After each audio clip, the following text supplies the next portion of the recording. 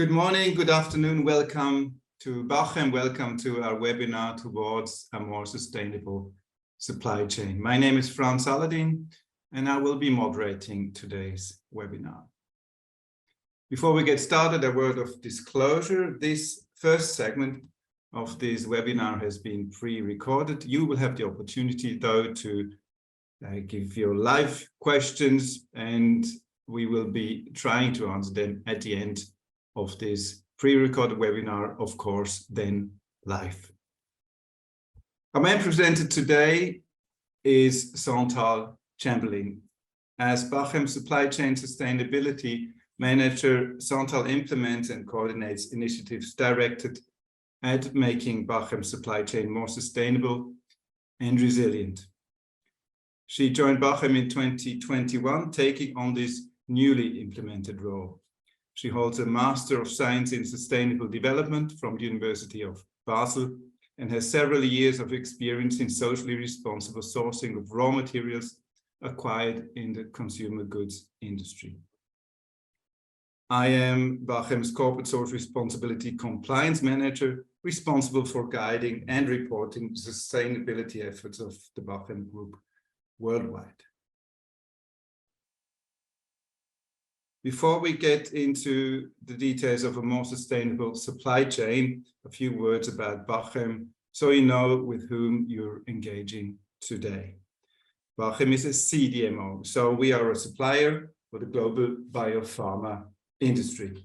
We are a company specializing in manufacturing services around peptides and oligonucleotides, two sets of very complex molecules that are used as API in a number of medicines.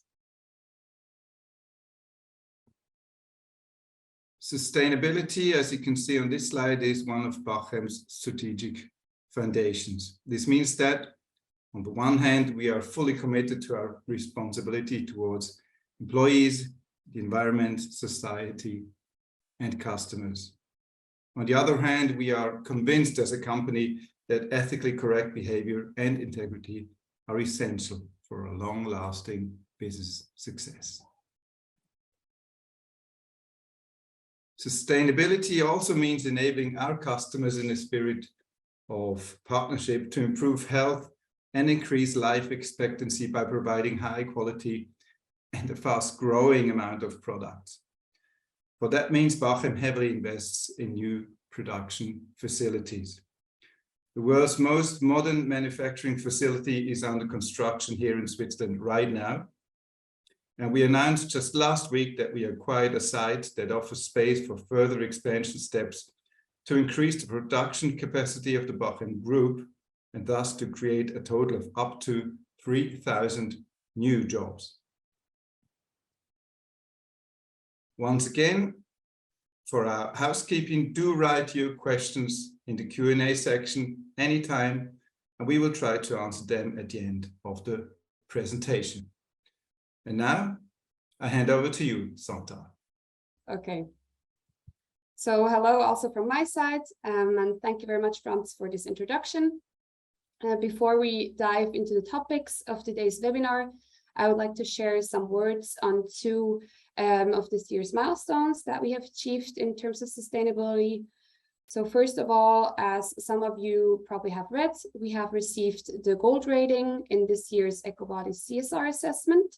This puts us among the top 2% of the companies in the pharmaceutical supplier sector that were assessed by EcoVadis.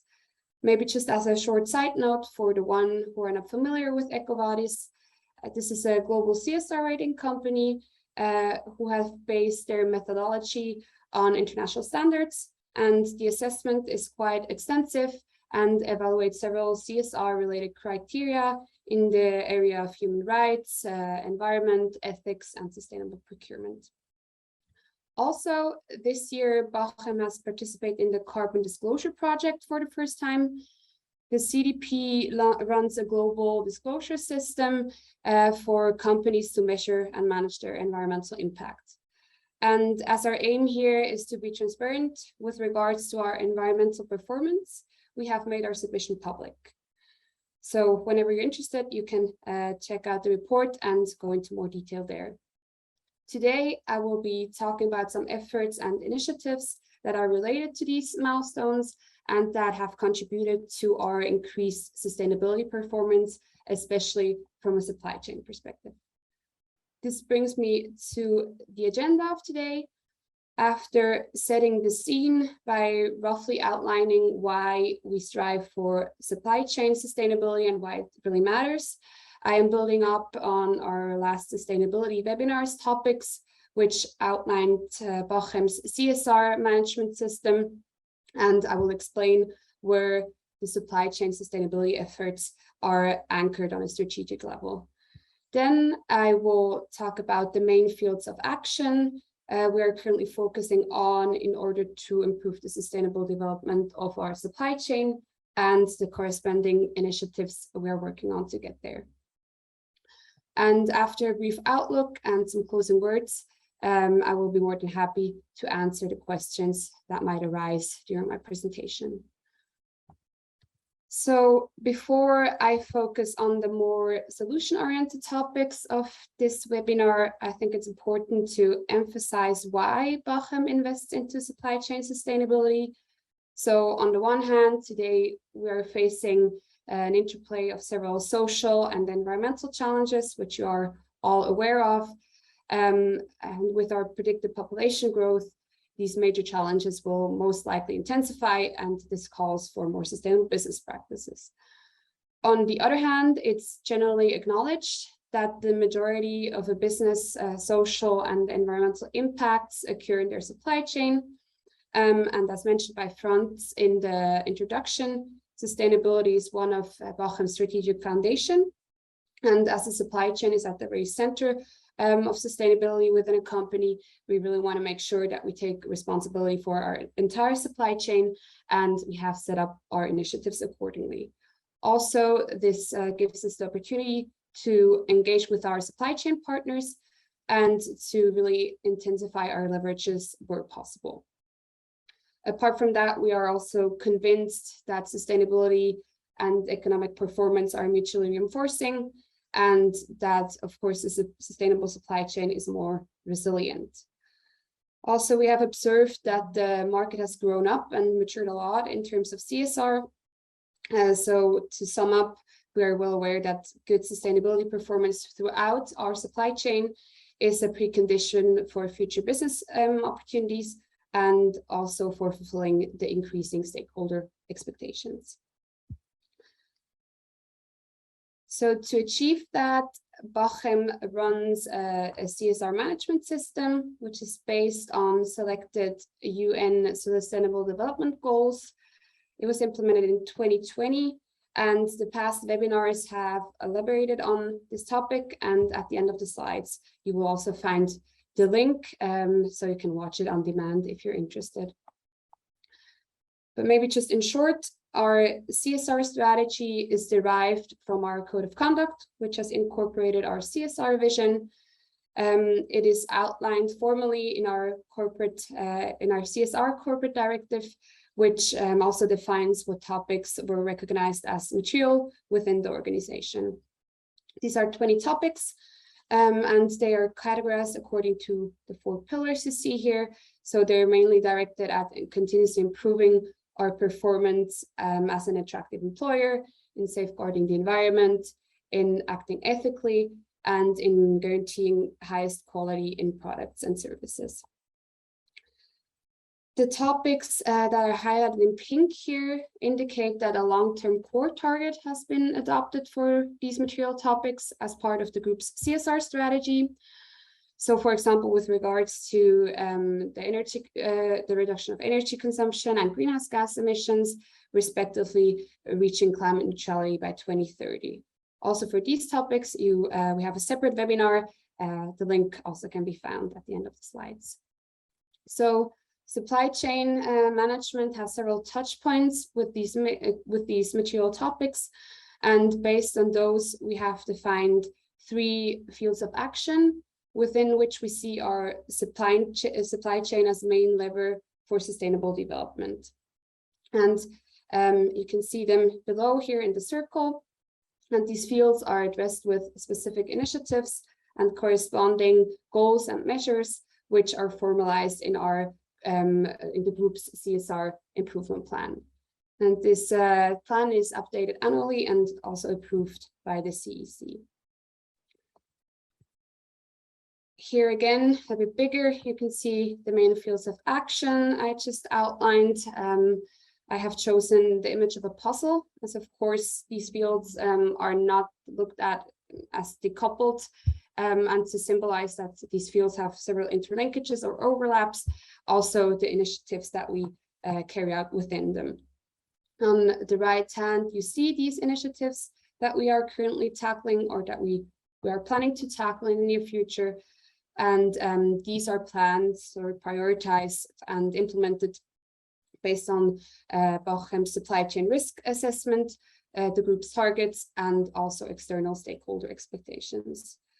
So in my role, I basically implement and drive these initiatives on a global level in cooperation with our supply chain departments.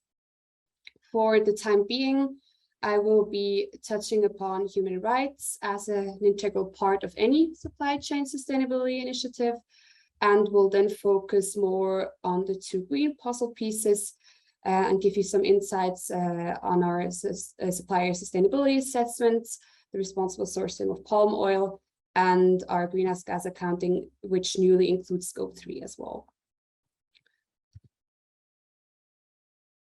So with our global supply chains, we are well aware that several activities affect a variety of people, meaning that we're also facing the risk of potential infringements of human rights throughout our value chain. And to account for those in our initiatives, we look at all steps of our value chain and at what entities are involved, and identify and assess actual and potential human rights impacts. I try to visualize this in a rather simple way on the slide here. So on the left side, you can see on a rather aggregated level the elements of Bachem's value chain. On the right, selected human rights. And in the middle, you can see the way we assess potential impacts. So here we differentiate between impacts that we might cause or contribute to by our own activities, or such that could be linked to our operations, products, or also services by our business relationships. And depending on the probability and the severity of the potentially adverse impacts, we prioritize and define measures and according initiatives. So just as an example, so the risk that any form of forced or child labor could be linked to our operations through a business relationship was assessed to be highest in the production and distribution of raw materials. And such risks we tackle with our sustainable procurement strategy and the corresponding initiatives, which I'll be talking about shortly. But before telling you more about our concrete initiatives that are directed at making our procurement activities more sustainable, I would like to take a step back and to make sure that we're on the same page with regards to what Bachem's understanding of sustainable procurement is, respectively where and how our processes are documented. So basically, we see sustainable procurement as a balancing act between risk and opportunity. On the one hand, we want to avoid practices that could harm people or the environment, or that also could represent business or supplier risks. On the other hand, we really want to seize the opportunity to ally our supplying partners with our CSR practices and leverage our influence to encourage more sustainable business practices. So as a guiding document of any sustainability initiative, we have our CSR corporate directive that I have shown before in the pyramid. And on the supply chain level, first of all, we have the code of conduct for supplying partners, which governs sustainable procurement as it defines our ethical and responsible conduct expectations we have towards our suppliers. And on the right, our official sustainable procurement commitment describes our approach to sustainable procurement and the principles we follow. Both documents are publicly available on our website, and they are also linked in this presentation. In addition, To these two documents, we also have our internal global procurement policy. And these three documents are designed to work in conjunction and are directed at creating a sustainable value for all stakeholders. But now, also let me tell you more about two initiatives that are carried out in the context of sustainable procurement. So first of all, to generate transparency and mitigate potential environmental and social risks, like, for example, the one that I've mentioned before, we have chosen to assess the sustainability performance of our supplying partners with EcoBodies. And here our aim is to integrate 98% of our high-risk suppliers, respectively 95% of our medium-risk suppliers, into our sustainability assessment loop by the end of this year. And for assigning our suppliers to a risk group, we have accounted for spend, country of operation, and whether partners delivering a good or service of high criticality. And basically, if a supplier is above a predefined threshold in 2 or 3 of these categories, they are considered as medium, respectively high risk suppliers, and are prioritized for an assessment.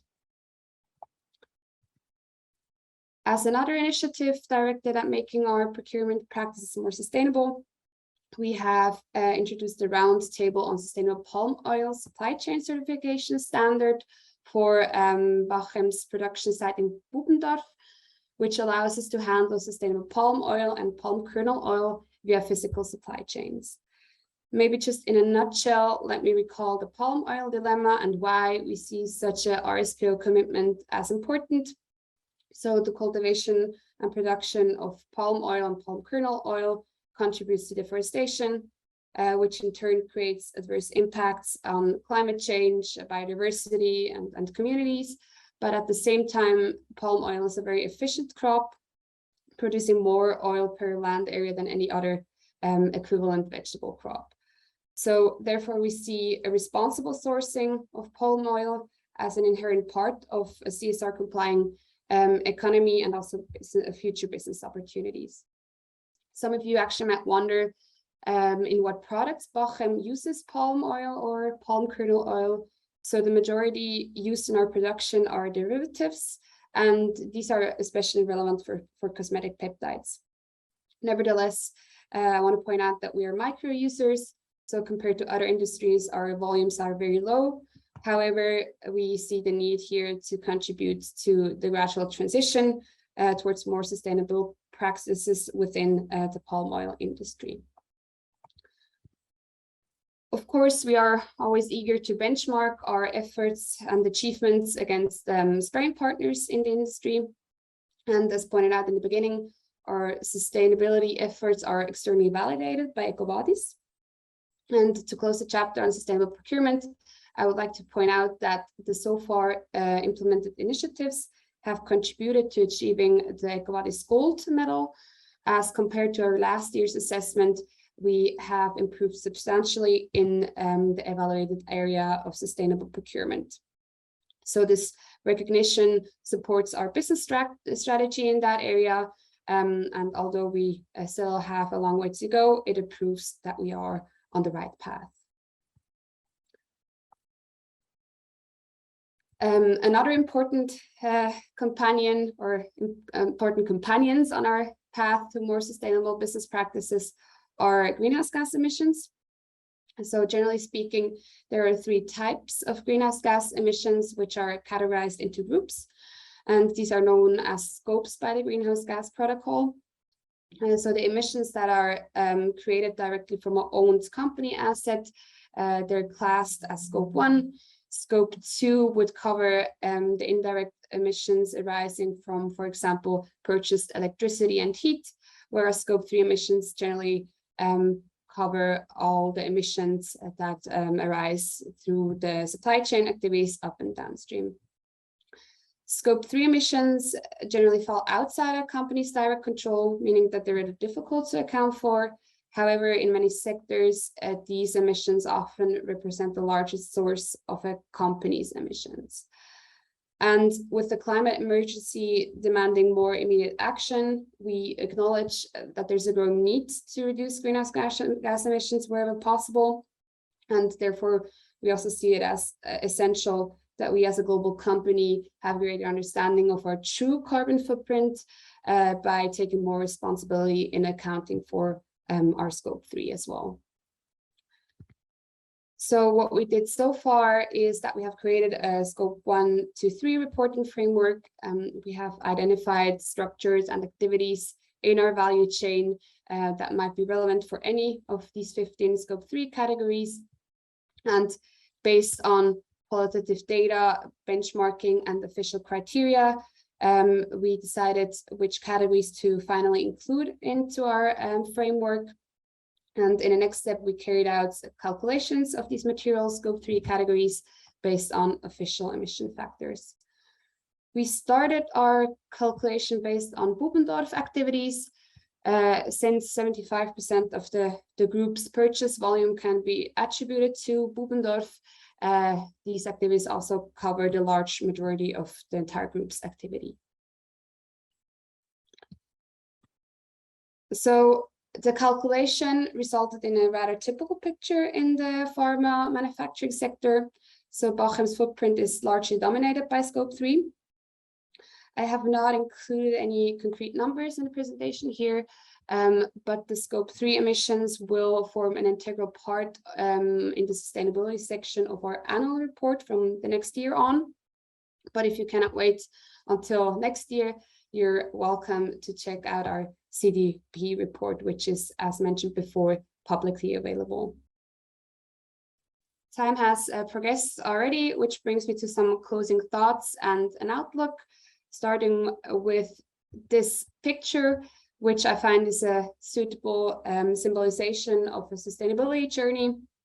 So basically, the notion of what is sustainable is not static, which means that we as a company need to remain flexible to react to what is seen as best practice in sustainability and to fulfill not only stakeholder expectation, but legal requirements.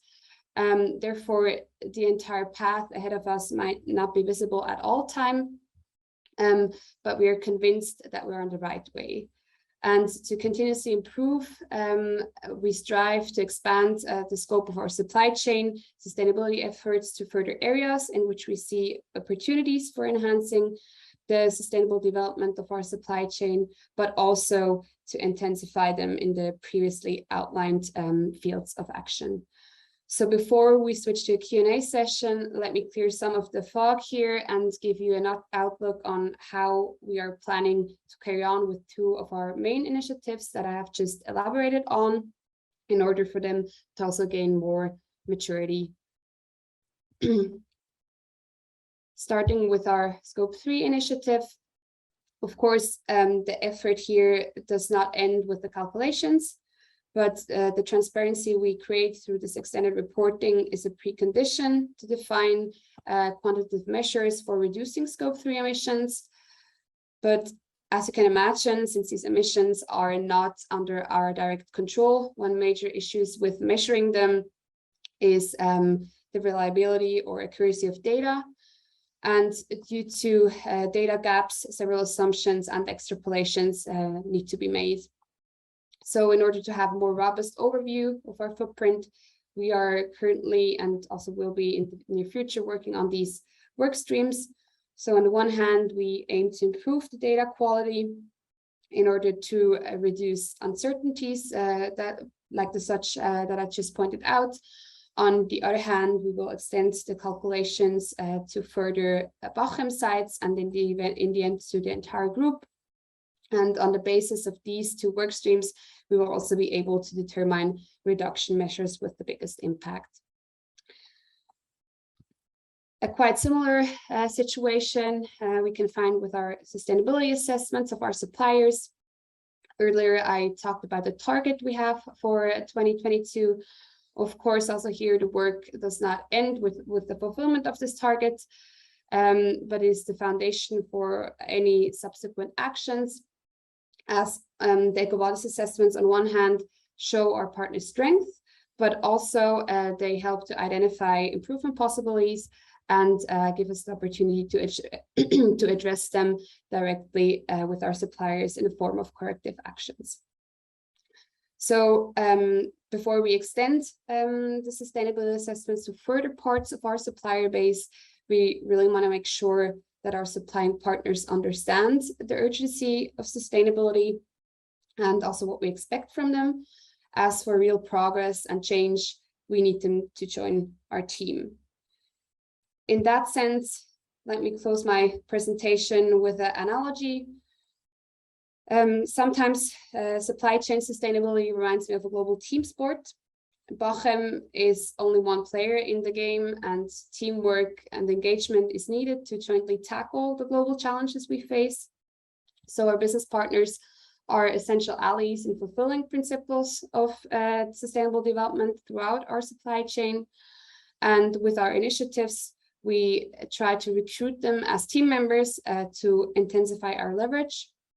So in the end, the path ahead of us may still not always be straightforward, and there might be a few extra miles and detours we have to take, but with the growing commitment from our partners, companies, countries, institutions, and also individuals, that direction towards a common goal has become more apparent.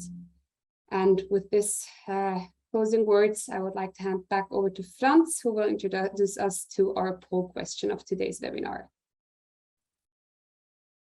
Yes, thank you very much, Chantal, for this insight. The fog really has lifted upon this sustainable supply chain of Bachem.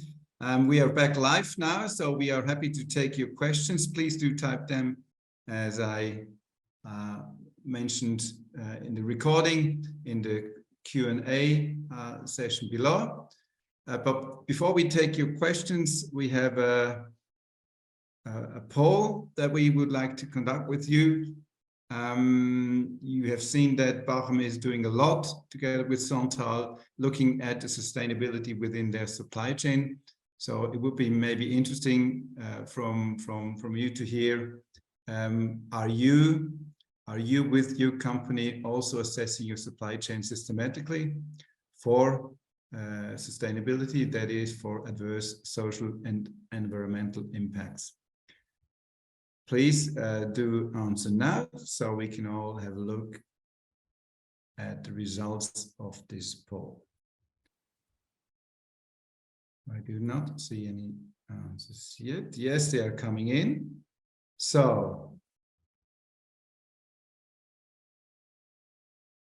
I would say that about 2/3 are just about where we are as Bachem. We just started to do so. And 1/3 of you stating that they do not do so yet, but they are planning to start with it soon. So that's an interesting result. No one has done it for a long time. So we see that it's really increasing the taking responsibility as a company, not only for the own operations, but for the whole value chain. So again, we take your questions. Please do type them, as I said before, in the Q&A session. I'm waiting some questions. I have a first one here, Chantal, for you, which is, of course, quite a tricky one, I guess, but I'm sure you can answer that with your experience. Now, you said that you assess our suppliers, and the question now is, what are the consequences if these suppliers get a bad rating, for example, by EcoVadis? Would you go so far and really end the business relationship, or what would be the consequences of a bad assessment? Hello back from my side as well. Thank you very much, Franz, for this first question, which is a really good and interesting one, and of course, always a difficult one to have a final answer to when you start with such an initiative. Maybe you have heard also during the presentation that we really want to have a partnership with our suppliers. So we see them more as partners as only than only suppliers, and we really want to establish long-term business relationships. And so basically every supplier that's willing to take such an EcoVadis assessment, we see as a like-minded partner who wants to join us on our journey, and to create more transparency on what he's doing or what his performance is in terms of sustainability. So, of course, when we started the initiative, we were well aware that probably not all our partners would fulfill our expectations 100%. Nevertheless, we also defined that we for sure wouldn't want to punish any supplier for their honesty. So we have defined certain thresholds in all the areas that are being assessed by EcoVadis. And after we have gained the transparency from all the invited suppliers, we slowly work with them on the plan how to achieve these thresholds. And yeah, so that's the first step. And depending on how their performance in the future is, they will get reassessed maybe once a year or every 3 years. It really depends on their score. And it also really helps us, these assessments, if they have a low performance, we also see which areas, in which areas they have gaps. And we can also lay special focus on in the audits that are carried out for all our qualified vendors on a regular basis. So yeah, that's basically what we'll do. We want to improve their performance or help them, but we will for sure not terminate a business relationship because we are not 100% satisfied with the results that they have achieved in this rating. Thank you very much, Chantal, for this answer. So it is with our suppliers the same as it is with our customers. It is a partnership that we are looking for as a company, Bachem, through our whole value chain. Another question just came in, looking a little bit back in time, and the question is, I read it out: what would you say is the top success Bachem has had with sustainability in the last 3 years? That's also not an easy question either, but yeah, I think it's an interesting question. It's always like when you were on a trip somewhere, people ask you what did you like the most. So I think it's difficult to say there's one sole achievement. I think it's the number of small achievements or steps that we have progressed that make the difference. So I also observed that we have we progressed really fast. Like when we initiated new initiatives, we really came a long way very fast. And for example, the scope 3 emissions that we just started assessing, we realized that we are also in the industry.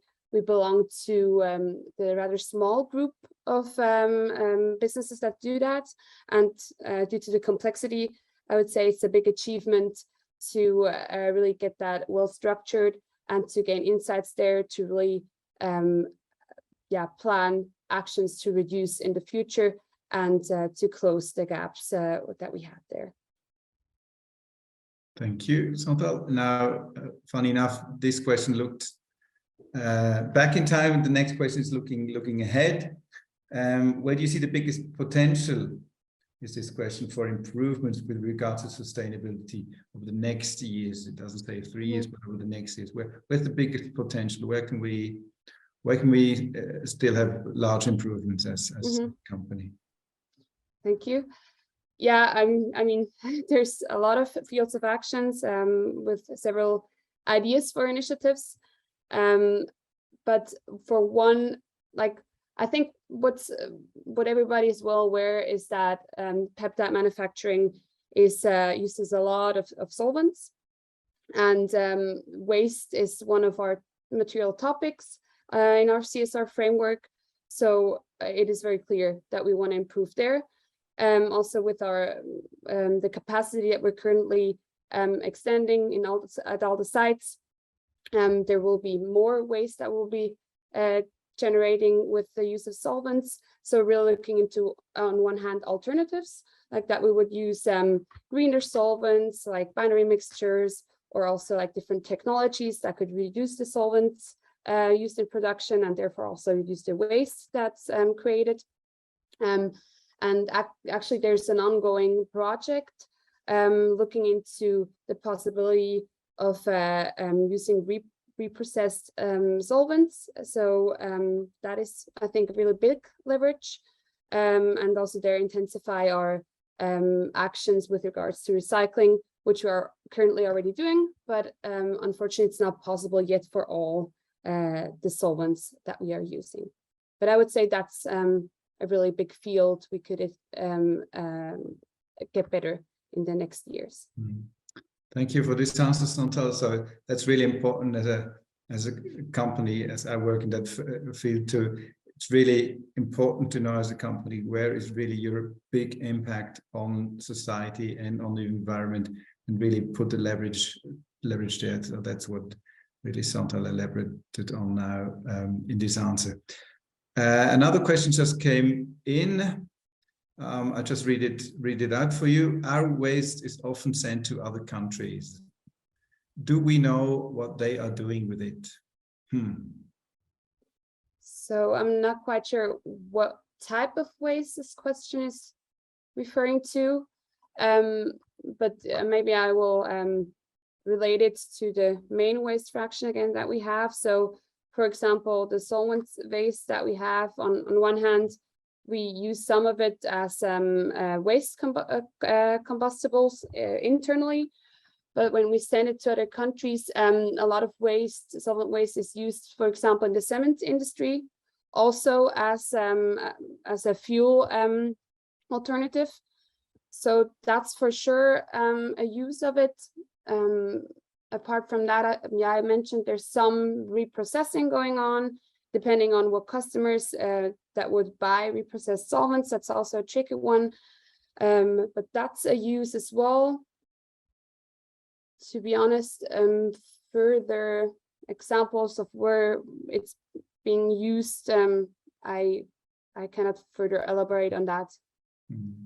But if I understand it correctly, Chantal, if it were a supplier like a waste treatment company where we have a large spend, or that we know it operates in a difficult country, we would have a closer look at that supplier. Of course, with an EcoVadis assessment. So that's how we want to make sure that this waste is treated correctly also in these countries. Yeah, that's a very good point. Risk based again. Yeah. Exactly. Yeah, that's a very good point. So yeah, we're referring to that.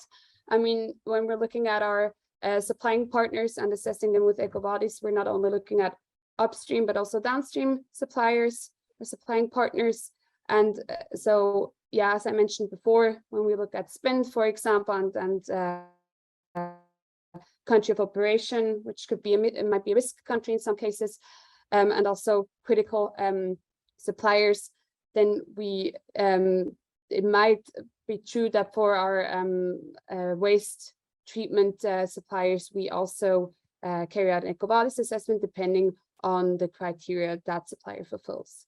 Exactly. Thank you for this. For the moment, there were no more questions coming in. Please take the chance of typing any other. I don't see any coming in. So we move ahead. And if you have questions after this seminar, please feel free to get in contact with us anytime. We're happy to answer your question. And also, if you have the need for more information, you find everything on our website under our sustainability page. We have other webinars, recordings on our website dealing with the topic of sustainability, corporate social responsibility, and of course you can also download brochures about us, about our company, and what we are doing also in the field of sustainability. As I said, if you have any further questions, any inquiries, please feel free to contact us, also directly, Chantal or me. In the future, we're happy to get in contact with you. So this is it. Thank you very much for joining this webinar. I hope you found it as interesting as I did, and we're happy to see you on this channel once in the near future. Thank you very much, and have a nice day.